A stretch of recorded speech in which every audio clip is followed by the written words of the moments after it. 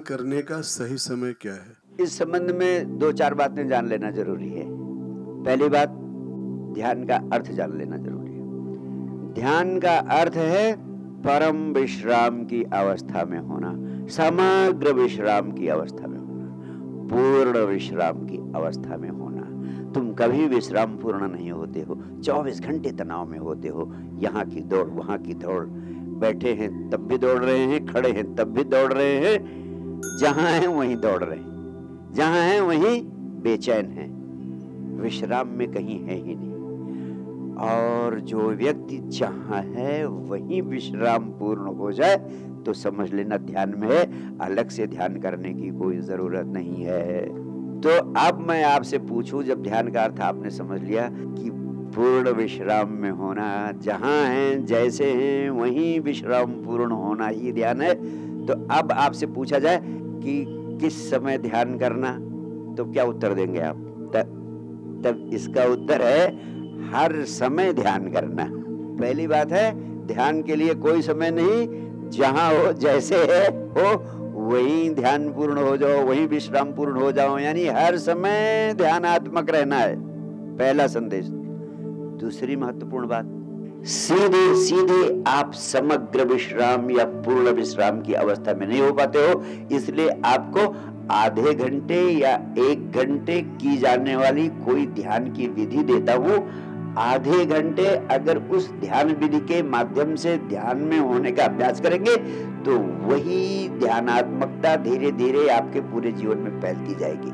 तो ध्यान की विधि का अभ्यास करने के लिए दूसरा नियम है कि जब भी आपको मौका मिले, अवसर मिले, आप आधे घंटे के लिए ध्यान की विधि का अभ्यास करें। 1 घंटे के लिए कम से कम 20 मिनट, नहीं तो आधे घंटे, नहीं तो 1 घंटे अधिकतम। 20 मिनट से 1 घंटे की अवधि के लिए जिसको जितना समय मिले अभ्यास करें। ये बात मैं इसलिए कहता हूं कि आप कोई ये बहाना ना निकालें कि इस समय मैं ध्यान करना चाहता हूं, ध्यान करने का तो ये समय, उस समय मैं फ्री नहीं होता हूं, उस समय मेरे पास अवसर नहीं। तो दूसरा सूत्र कहता है कि जब भी आपको मौका मिले 20 मिनट से लेकर 1 घंटे तक ध्यान का अभ्यास करें। और तीसरी बात मैं कहता हूं, उससे भी ज्यादा उपयोगी होगा, प्रातः काल सोकर उठते ही सबसे पहले ध्यान के लिए समय निकालें। Make it the first work of the day, क्योंकि अगर आप इसे दिन का प्रारंभ होते ही कर लेते हैं तो इसे कर पाना संभव होता है, अन्यथा इसे कर पाना संभव नहीं होता। प्रातः काल सबसे पहला काम ध्यान का कर लेंगे तो ध्यान कर पाएंगे, अन्यथा ध्यान नहीं कर पाएंगे। ये सभी ध्यानियों का अनुभव है।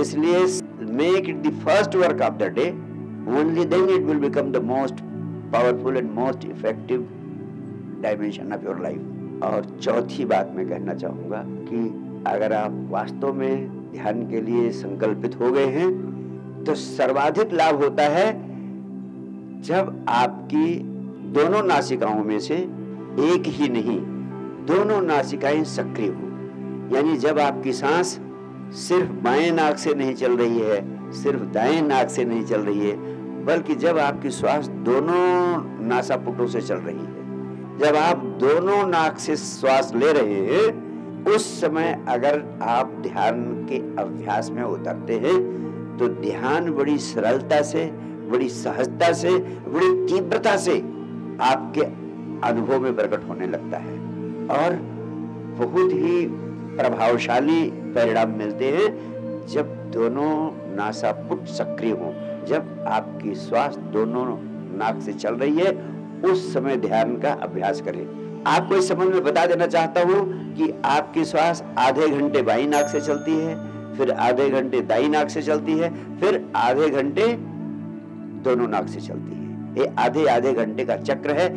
तो प्रातः काल सोकर उठने के बाद जब आपकी श्वास दोनों नाकों से चल रही है, उस समय ध्यान करने का सर्वोत्कृष्ट समय होता है। यानी प्रातः काल सोकर उठने के बाद जब आपकी श्वास दोनों नाक से चल रही है, उस समय ध्यान करने का सर्वोत्कृष्ट समय होता है।